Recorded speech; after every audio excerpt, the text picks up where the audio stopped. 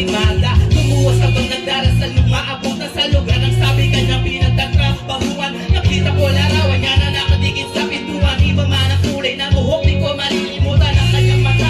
Labis na kanyang ngiti at dahil ugod ng saya, hindi na nagkatubili, agad pumasok sa pilit. Pero bakit ang dilim? Maraming mga lamesa at naging inom ang lasing. Nabiglang nagpalakpakan sa may bagal na kagas ng maliit na entablado. Ay nakita ko na ako ay nagtaka ng tanong ng tawag. Bakit siya sumasayaw na sa atas ng masuot?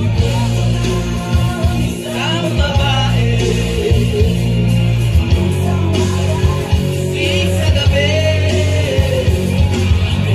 ay sa lugar ng ilaw ay patay silbi. Agad siya sumama sa akin, walang kakabaka. Atake niya sa akin ay nobyo, tilang atak-ataka. Kumabas sa taksi pinara, sabay sa tabesa. Pero ako bida sa mga sumunod na eksena. Kung ito ay panaginip, ayoko nang magising. Ngunit ako'y nanagin, umaga na nang nagising. Ang nakapunod ko na lang na may sobrang sa labag. Di na para sa akin ay sinulat niya magdamag. Kahit bulong-bulo ang isip, pinilit mong basahin. Di malilimutan ang mga sinabi mo sa akin.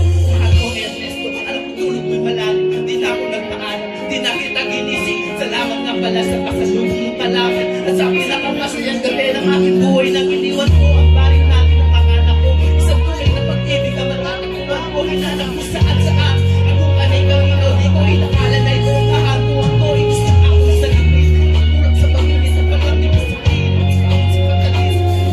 Mabaw sa gunit, kumakatiga mo din. Kung hindi na masigura ay ibaling ang tingin kahit ako ay bayanan. At talaga ng bahay, alam ang lahat ng laway ng iba't ibang lalaki. Isa lang ang kaya ko sa iyong maibang malaki. Ikaw lang ang pumunta, hinalingan ko sa labi. Gusto ko pang manatili sa iyong mga yakap. Ako ay natutuwa dahil ako iyong nahanap. Wala kahit ang walis na makakalinis ng talan. At ang katulad ko sa iyo, hindi ka nakatatabi ng araw. Sa santat ako iyong iyatigin.